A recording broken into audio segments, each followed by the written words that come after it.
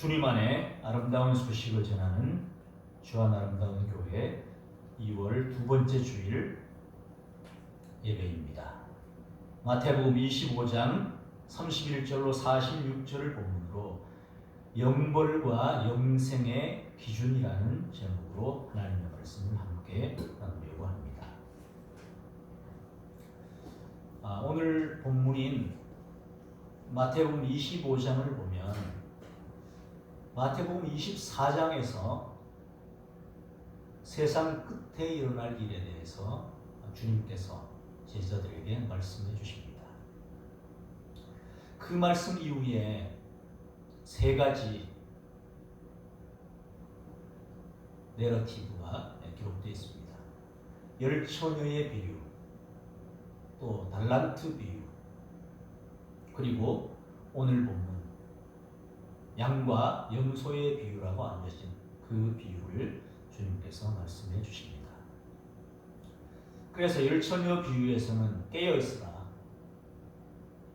한마디로 그 말씀이시고, 달란트 비유에서는 모든 것, 모든 재능, 그러한 것은 하나님께로부터 온 것인데 10달란트냐 5달란트냐 9달란트냐 그러한 것이 중요한 것이 아니라 각자에게 맞게 맡겨주셨는데 그것을 활용하지 아니하는 것에 대해서 책망하고 계시는 것을 봅니다. 우리에게 있는 모든 것은 주님께로부터 온 것인데 그것을 사용하여서 하나님께 영광을 돌려드리라는 말씀이시죠.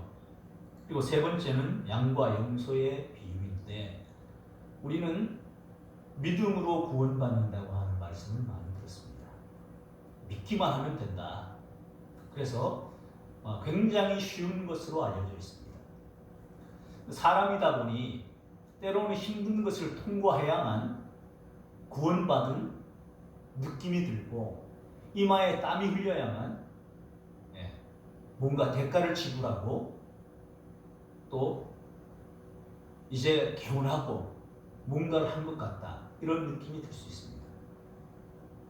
그래서 과거 천주교에서는 고해성사라는 게 있고 고해성사를 하고 난 다음에 어떤 거를 신부가 명할 수 있죠. 이를테면 무릎으로 계단을 올라갔다가 내려와라. 아니면 어떠어떠한 봉사를 하라. 이런 것으로 또 요즘에 신천지는 어떻게 합니까? 수많은 사람들이 모여서 한꺼번에 시험을 치르기도 해요. 서로 통일교하고 서로 정보도 주고받고 그러더라고요. 아마 정치 권력에게 줄을 대거나 당원으로 가입하거나 또 후보로 나가거나 이런 것들은 통일교가 생각지 못했던 것 같아요. 그러기도 하는데 그들도 어떻습니까? 무슨 대가 같은 거를 치루어야 될 것으로 생각합니다. 굉장히 열심히 공부하고 재산의 거의 모든 것을 갖다 바치고 굉장히 힘든 그 시험을 과거 보듯이 통과해야지 그 14만 4천에 들어갈 수 있고 그러지 못하면 영원한 지옥에 떨어지는 것으로 생각합니다. 거기에 반해서 그동안의 기독교 또 우리에게 복음은 값없이 주어지는 것으로 인식됐습니다. 틀림없습니다. 값없이 주어졌습니다. 우리가 무슨 받을 만한 자격이 있거나 어떤 하나님께 헌신하는 것의 대가로 주어지는 것이 아닙니다. 구원은 우리에게 대가 없이 왔습니다. 값없이 왔기 때문에 가치 없는 것으로 인식되기 쉽습니다. 값없이 왔지만 그 값없다고 하는 의미는 가치가 이 땅의 가치로 환산할 수 없기에 그 가치로 측정할 수 없다는 의미에서 그런 의미에서 가치로 자리매김할 수 없다는 뜻이죠. 가치로 말할 수 없다는 의미입니다. 그래서 값으로 말할 수 없죠. 은혜가 아니고는 받을 수 없는 것입니다. 그런 구원을 우리가 받았습니다. 그 구원에 대가를 지불하지 않았습니다. 그래서 믿기만 하면 된다. 맞습니다. 그런데 이해의 지평을 넓힐 필요가 있습니다. 믿음이라고 하는 것이 무엇이냐? 여러 가지로 말할 수 있죠. 믿음은 행함이 따르죠. 믿음은 행함이 따릅니다. 당연한 것입니다. 그런데 우리는 히브리식 교육이 아니라 헬라식 교육에 익숙한 세대입니다. 현대 교육은 헬라식 교육이라고 보면 됩니다. 공부 그러면 어때요? 과거에 한학을 하신 분들도 있고, 그런데 거기에도 물론 장단점이 있습니다만은, 옛날에 과거에 공부를 많이 한 사람은 어떠해야 돼요? 삶으로 모범을 보여야 했고요. 또 그렇게 살아야 했습니다. 그렇지 않으면 그 지역 사회에서 존중, 존경을 받지 못합니다. 지역 사회에서 다 압니다.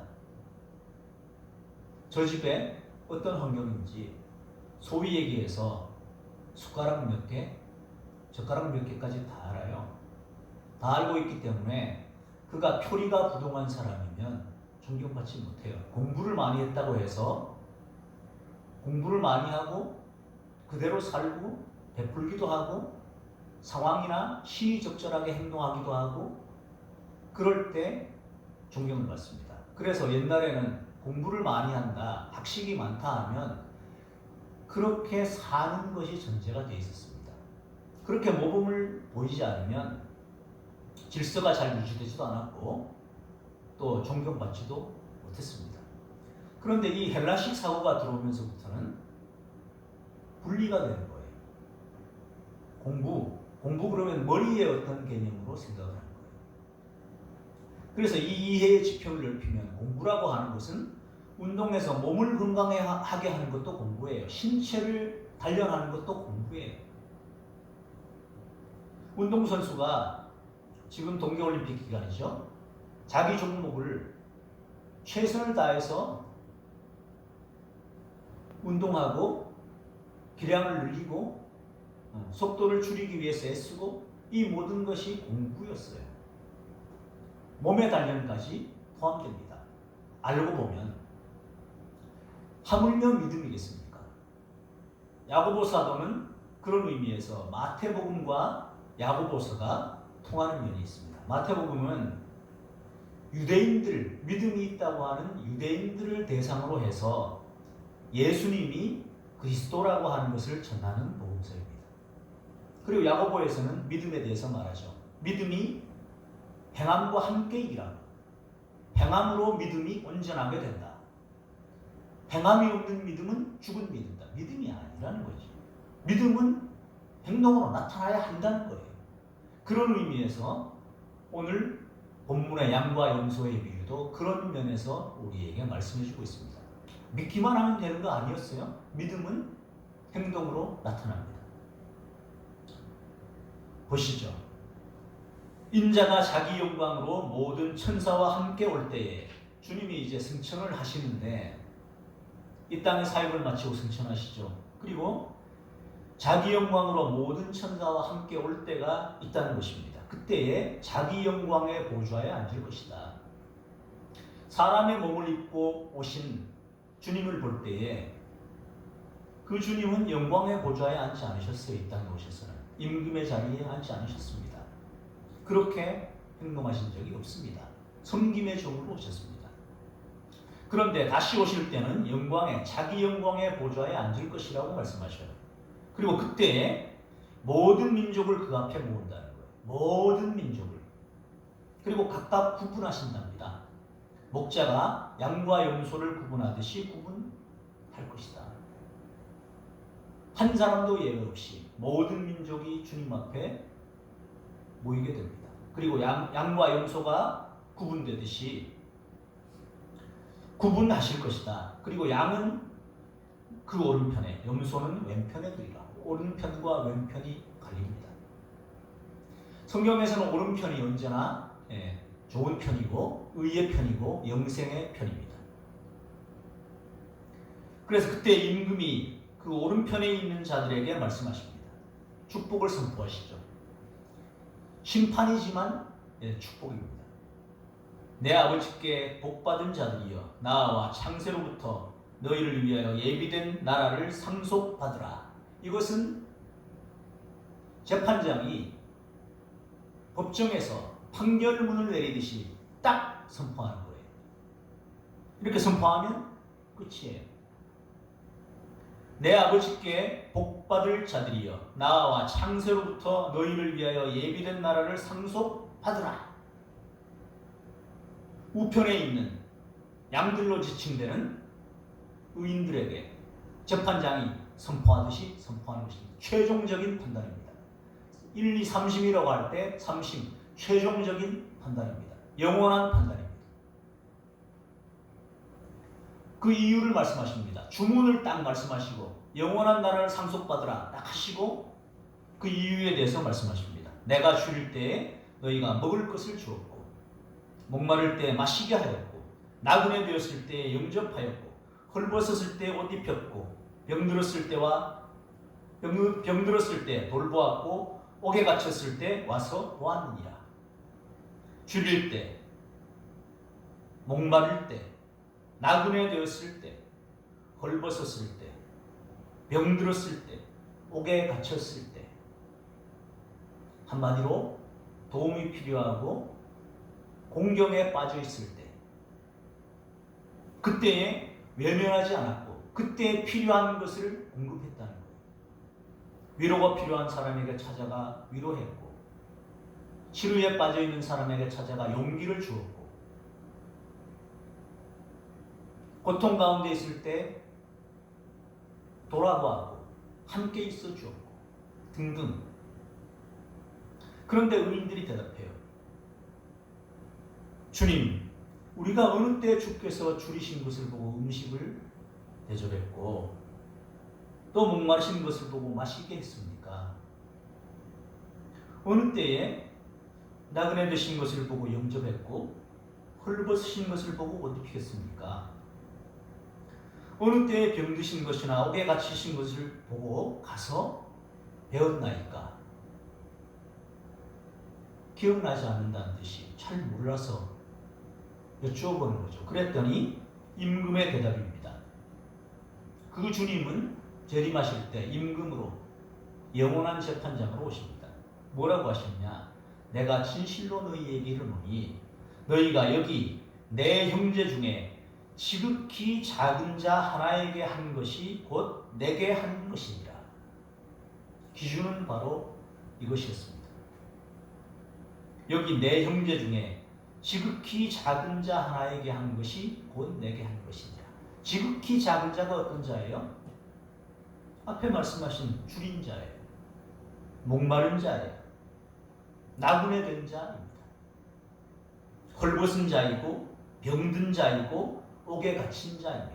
이런 사람들이 지극히 작은 자의 대명사입니다. 지극히 작은 자 속에는 이 사람들이 포함됩니다. 도움이 필요한 사람, 도와주지 않으면 일어설 수 없는 사람, 도와주지 않으면 그 고통 속에 계속해서 있을 수밖에 없는 사람, 절실히 도움이 필요한 바로 그 사람입니다. 그 사람을 지극히 작은 자라고 말씀하십니다. 그들에게 한 것이 주님께 한 것이라고 말씀합니다. 사람들은 말할 수 있죠. 주님이 정말로 주님인 줄 알았으면 제가 그렇게 대접하지 않았죠. 라고 말할 수 있습니다. 그런데 주님은 그렇게 보지 않으셔요.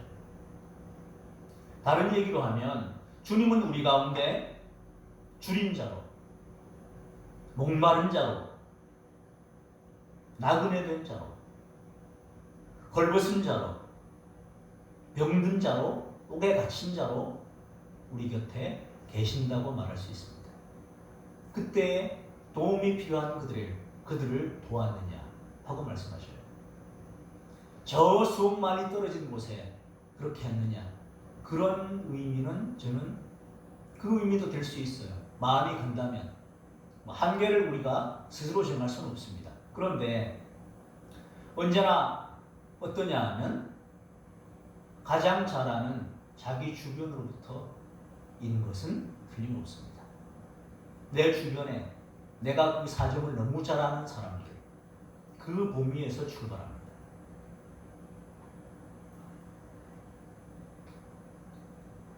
영벌에 들어가게 되는 사람들, 그 사람들에게 또 말합니다. 41절이야. 왼편에 있는 자들에게 말합니다. 저주를 받은 자들아, 나를 떠나 마귀와 그 사자들을 위하여 예비된 영원한 불. 원래는 마귀와 그 사자들을 위해 예비된 영원한 불이 지옥불이에요. 원래는 그랬어요.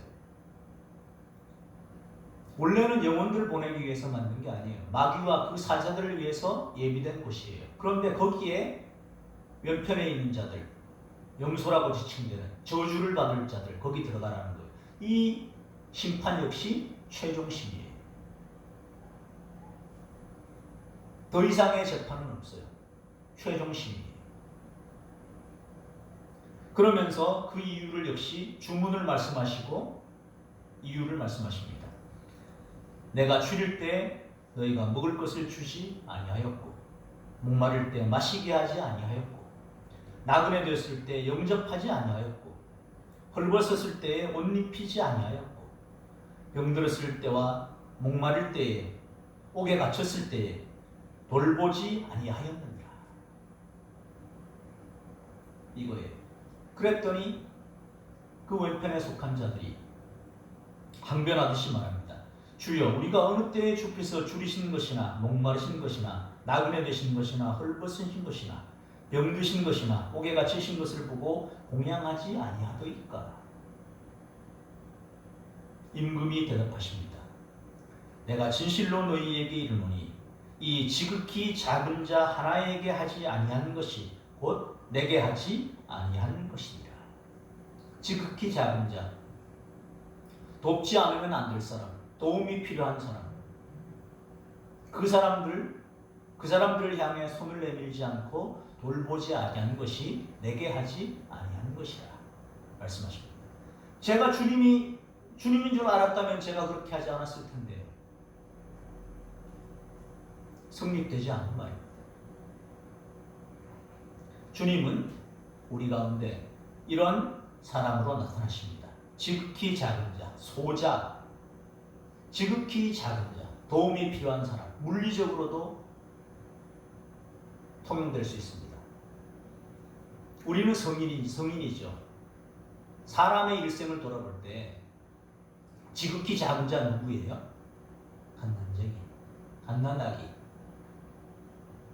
부모, 그리고 조부모, 그 주변의 친인척들이 절대적으로 도와주지 않으면 살 수 없습니다.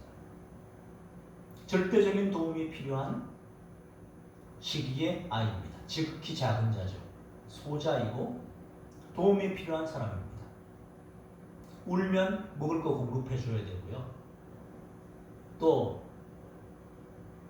배설해서 불편하다고 울고 그러면 닦아주고 씻어주고 보온해주고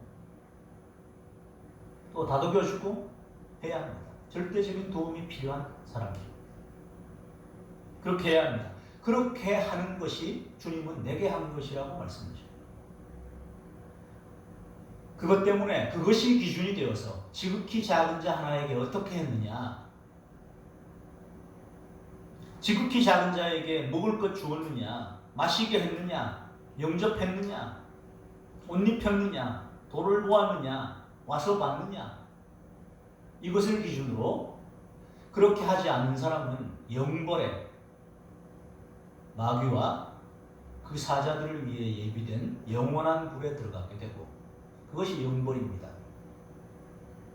또 도움이 필요한 사람들에게 그렇게 한 사람들은 영생에 들어가리라 하셨습니다. 영원한 판결입니다.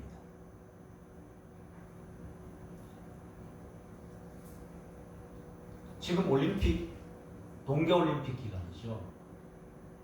이상한 형태로 가고 있는 것을 아마 아실 겁니다. 지난 하계올림픽 때, 프랑스 올림픽 때 벌써 개막식, 폐막식 관련해서 여러 문제들이 많이 노출됐죠.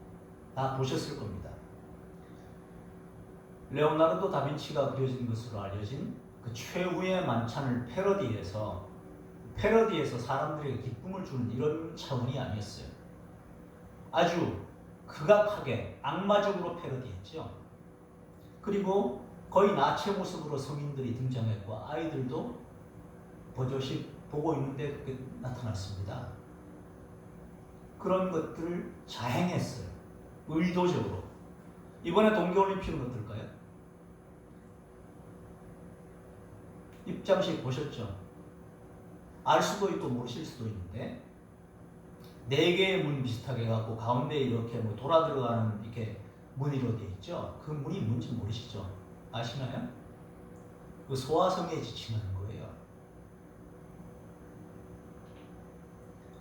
그 일들이 수년 전부터 벌어지고 있고 최근에 뉴스로 나온 게 뭐냐면 앱스타인 파일. 그거 10년도 한 20년 이상 자행된 거예요.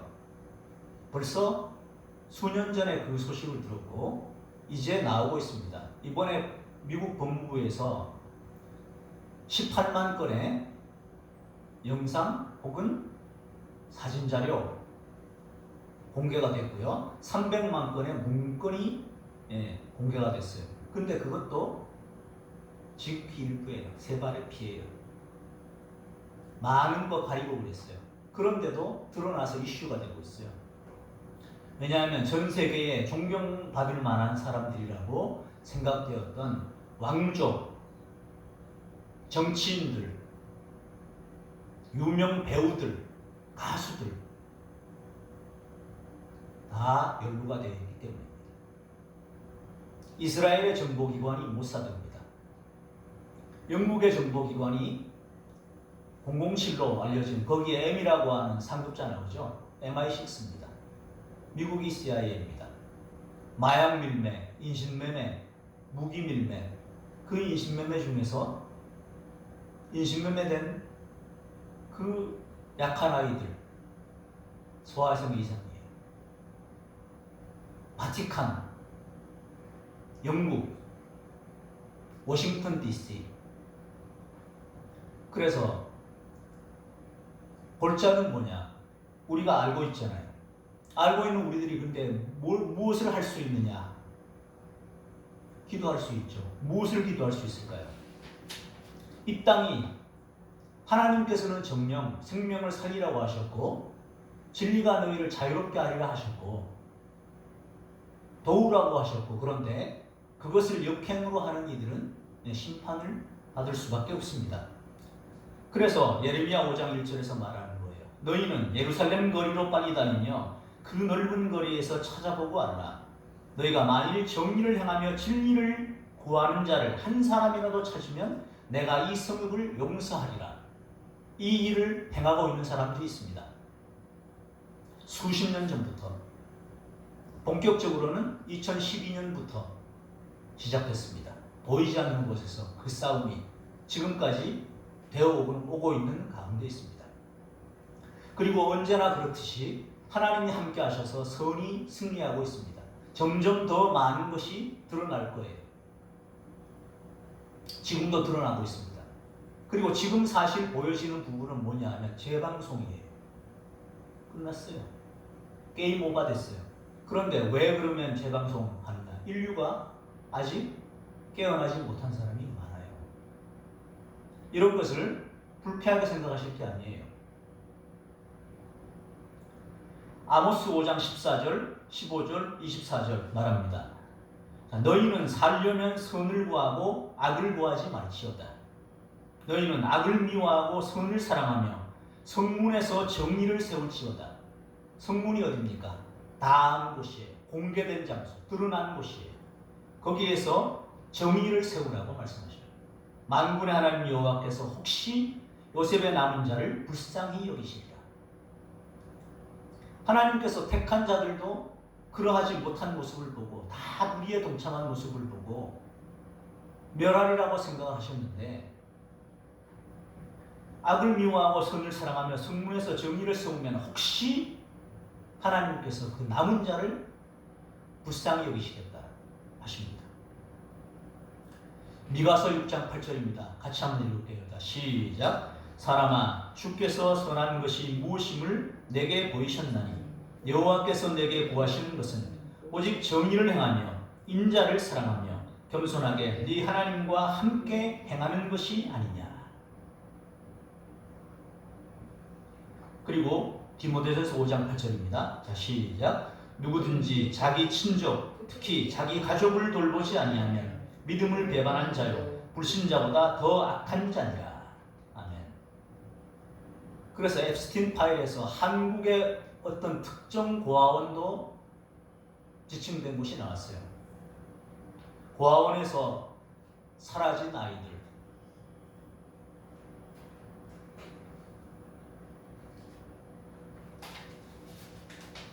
상상 못할 정도로 끔찍한 일들이 벌어졌습니다. 우리는 어떻게 해야 할까요? 기도해야죠. 그리고 우리 마음속에 하나님의 정의를 사랑하고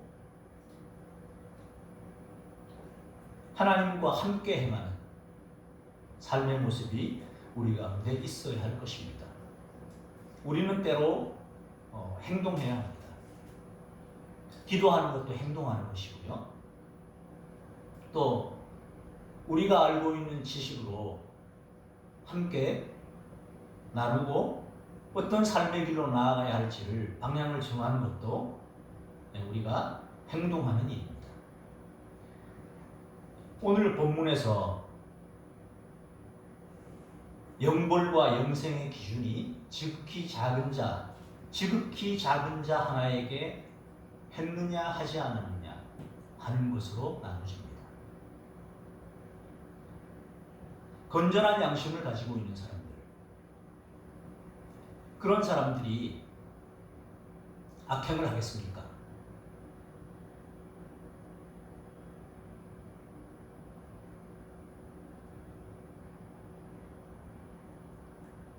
우리가 모르는 사이에 그러한 많은 일들이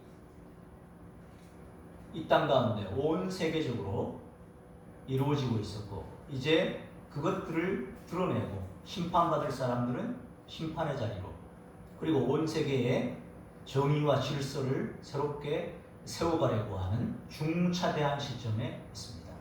사람들은 돈 벌기에 바빠서 부채 기반 구조로 사람들을 힘들게 해왔고, 이제 그것이 자산 기반 통화로 가는 과정 속에 있습니다. 그래서 여러 가지 얘기들이 굉장히 많이 있는데 조금은 관심을 가져야 돼요.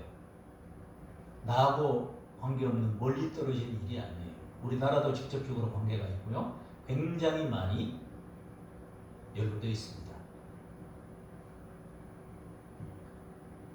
그래서 정말로 하나님 나라, 이 땅에 하나님의 정의가 세워지기를 바라는 사람들은 지금도 자신이 처한 자리에서, 보이지 않는 곳에서 기도함으로 나아가고 있습니다. 그리고 좋은 방향으로 가고 있습니다. 최후의 그 모든 것이 드러나려고 하니까 모든 것들을 동원해서 발악하려고 합니다. 하지만 결국은 선이 승리하고 정의가 승리합니다.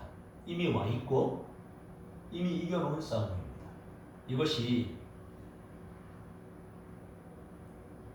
온전하게 이루어지고 드러나기를 위해서 기도해 주셨으면 좋겠고, 우리가 이 하나님이 지극히 작은 자 하나에게 한 것이 내게 한 것이라 하시는 그 말씀을 기억하고 우리의 삶의 바운더리에서 해야 할 일들을 감당했으면 좋겠습니다. 특별히 디모데전서 5장 8절에 누구든지 자기 친족, 특히 자기 가족을 돌보지 아니한 자는 믿음을 배반한 자고 불신한 자보다 더 악하다 말씀하십니다. 도움이 필요한 가족들이 있죠. 1차적으로 거기에서부터입니다. 거기에서부터 돌아보고 나누고 이렇게 사랑을 실천하고 할 수 있는 믿음을 행동으로 표현하며 나아가는 저희들이 되기를 예수님 이름으로 축원합니다. 하나님 아버지 감사합니다. 영벌과 영생의 기준이 지극히 작은 자 하나에게 어떻게 하느냐에 달려있는 것을 알게 하시니 감사합니다.